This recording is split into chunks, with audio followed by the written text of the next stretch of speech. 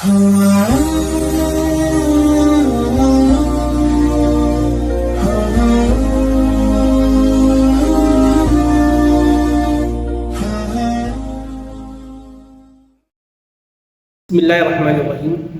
ایک بہت اہم بات لے کر میں آپ حضرات کے سامنے حاضر ہوا ہوں کہ ہم جانتے ہیں کہ چند صوبوں کے اندر انتخابات ہوئے اور 3 صوبوں میں بی جے پی نے بھاری اکثریت کے ساتھ میں حکومت بنا لی اور وہ جیت گئی۔ سارے ایگزٹ پول دھرے کے دھرے رہ گئے، عوامی لہر جو ہے ایک طرف رہ گئی۔ جتنے یوٹیوب پر پترکاریتا کرنے والے احباب ہیں، آپ نے بھی دیکھا ہوگا کہ انہوں نے انتھک کوشش کی اور لوگوں کی رائے عامہ کو جاننے کی جب کوشش کی تو سب کے سب بی جے پی کے خلاف وہ رائے عامہ نظر آئی، لیکن نتیجے اس کے بالکل برعکس آ گئے۔ اور یہ کوئی نئی بات نہیں ہے، ایسا پہلے بھی بہت مرتبہ ہوا ہے۔ ماضی قریب ہی میں یو پی کے الیکشن کے اندر پوری کے پوری یو پی میں جب جائزہ لیا گیا تھا تو اکھلیش کی ہوا نظر آ رہی تھی، یوگی جی کا کہیں دور دور تک پتہ نہیں تھا، لیکن جب نتائج سامنے آ گئے تو بی جے پی اکثریت کے ساتھ میں جیت گئی۔ خیر،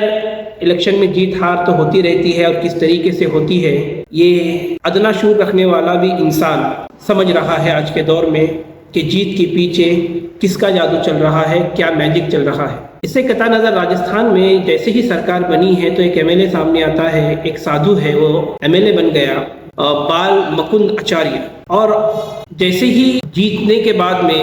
اس کا ویڈیو وائرل ہوتا ہے، لیکن نان ویج روڈ بیچ سکتے ہیں کیا کھلے میں؟ جا کر مسلمانوں کی دکانوں پر جا کر وہ مسلمانوں کو دھمکا رہا ہے، گنڈا گردی کر رہا ہے، ان سے لائسنس مانگ رہا ہے، اور عجیب طریقے کا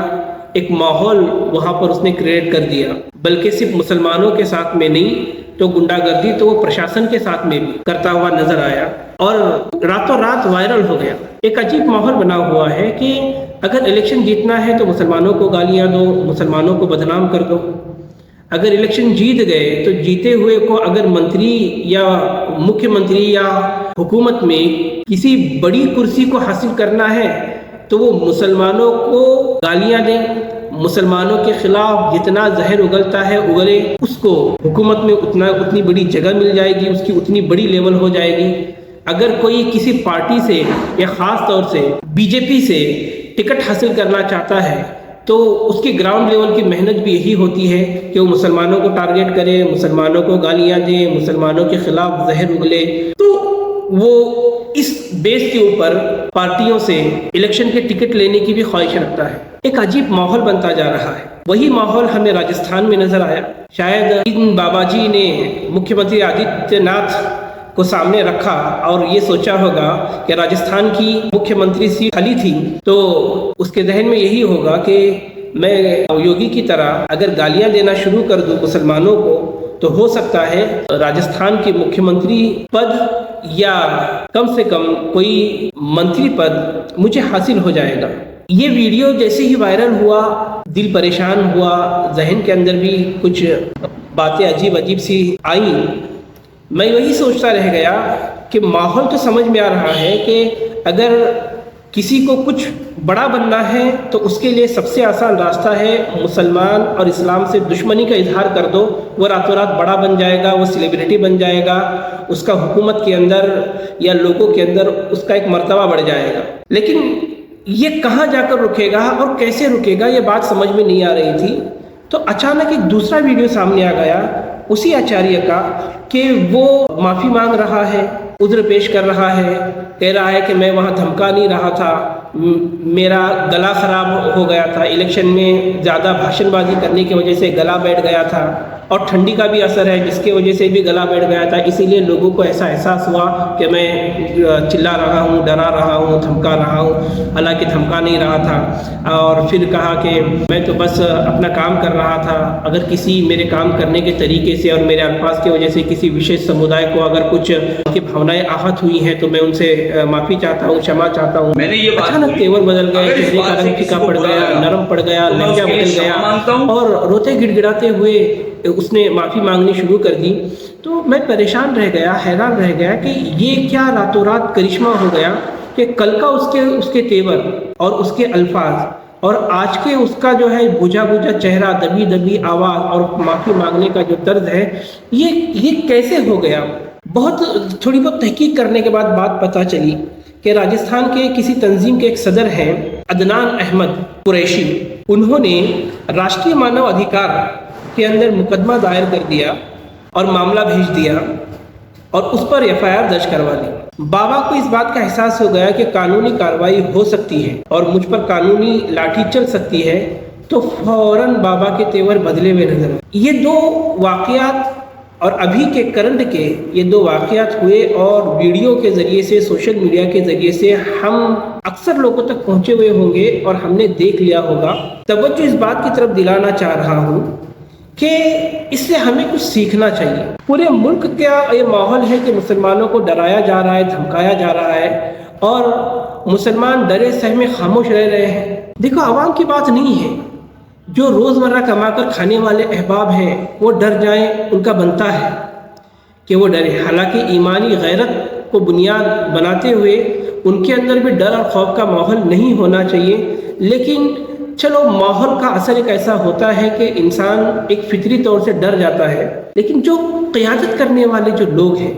جو اپنے آپ کو قوم کا قائد کہتے ہیں، چاہے وہ کسی تنظیم یا کسی راجنیتک پارٹی سے جڑے ہوئے ہوں، ہر علاقے کے اندر کچھ مسلمان ایسے ہیں جو کسی الگ الگ پارٹیوں سے جڑے ہوئے ہیں، اور جب ان کی نجی مجلسوں میں بیٹھا جائے تو ہر کوئی مسلمان کا ہمدرد ہونے کا اور مسلمان کا سچا قائد ہونے کا دعویٰ کرتا ہے، لیکن جب ایسے حالات جب سامنے آتے ہیں تو ہر کوئی خاموش ہے، کوئی کچھ نہیں کہتا ہے۔ تو میں بس ان تمام مسلمانوں کے ہمدردوں سے اور مسلمانوں کے قائد ہونے کے دعویٰ کرنے والوں سے ایک مؤدبانہ گزارش کرنا چاہ رہا ہوں کہ واللہ آپ ذرا واقعتاً اگر مسلمانوں کے اور انسانوں کے خادم ہیں تو اس واقعے پر ذرا نظر ڈالیں اور نظر ڈال کر سمجھیں کہ ہمیں اس وقت میں بہت سارے کاموں کے ساتھ میں ایک ایکسٹرا کام کیا کرنا ہے۔ ایک رپورٹ اگر ہوئی ہے تو اس کے تیور اگر اتنے بدل گئے MLA ہوتے ہوئے، تو ظاہر سی بات ہے کہ اگر جہاں کہیں اس طریقے سے نفرتیں پھیلائی جا رہی ہوں اور اگر ہم تمام کے تمام مسلمانوں کے جو ہمدردی کا دعویٰ کر رہے ہیں ایک جگہ آ جائے، لیڈر بن کر نہیں، قوم کا خادم بن کر، اور جہاں کہیں بھی اس طریقے کی نفرتی باتیں ہوتی ہیں وہاں پر ہم لیگلی ایکشن کیا لے سکتے ہیں۔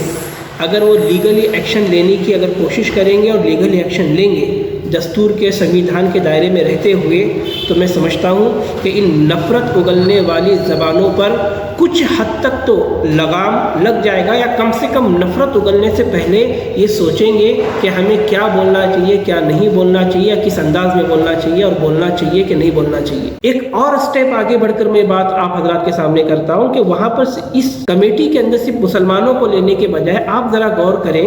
کہ ہمارے نان مسلم بھائی جو کسی تنظیم کے ذمہ دار ہوں یا نہ ہوں، ان تمام نان مسلم بھائی جو اس نفرت کے خلاف ہیں اور ہیں، بہت بڑی تعداد کے اندر ہمارے نان مسلم بھائی بھی ایسے ہیں جو اس نفرتی ماحول سے پریشان ہیں، وہ ملک کو اس طریقے سے نفرت میں جلتا ہوا دیکھ نہیں سکتے، تو ان لوگوں کو تلاش کریں، ان کی ملاقات کریں اور ان کو بھی اس کام کے اندر داخل کریں اور ایک ملی جلی ایک کمیٹی بنائیں جس میں مسلمان بھی ہوں اور ہمارے وطنی بھائی بھی ہوں جو ہمارے اس نظریے سے اتفاق رکھتے ہیں۔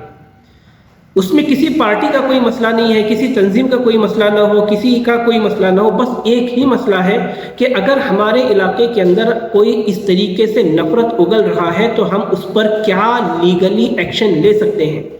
اور کوئی اکیلے کو کریڈٹ نہیں دینا ہے، اس میں کریڈٹ کا مسئلہ واللہ ہے ہی نہیں، اس میں تو صرف اور صرف اتنی بات ہے کہ ان زبانوں کو تالے لگنے چاہیے جو زبانیں مسلمانوں کے خلاف یا کسی بھی مائنورٹی کے خلاف زہر اگل رہے ہیں۔ یہ بات بھی بہت بنیادی چیز ہے کہ اگر مسلمانوں پر اگر ظلم ہو رہا ہے تو صرف سامنے نہیں آنا ہے، بلکہ چاہے وہ بدھسٹ سماج ہو، وہ امبیڈکری موومنٹ ہو، یا وہ لنگایت سماج ہو، یا جو بھی مائنورٹی ہے یا جو بھی ایسی کمیونٹی ہے جس پر ظلم ہو رہا ہے یا جس کے خلاف کوئی ماحول بنایا جا رہا ہے، تو ان تمام کو ساتھ دینے کے لیے کوئی ایک ایسی کمیٹی جو لیگل ایکشن لے دستور کے دائرے میں رہتے ہوئے،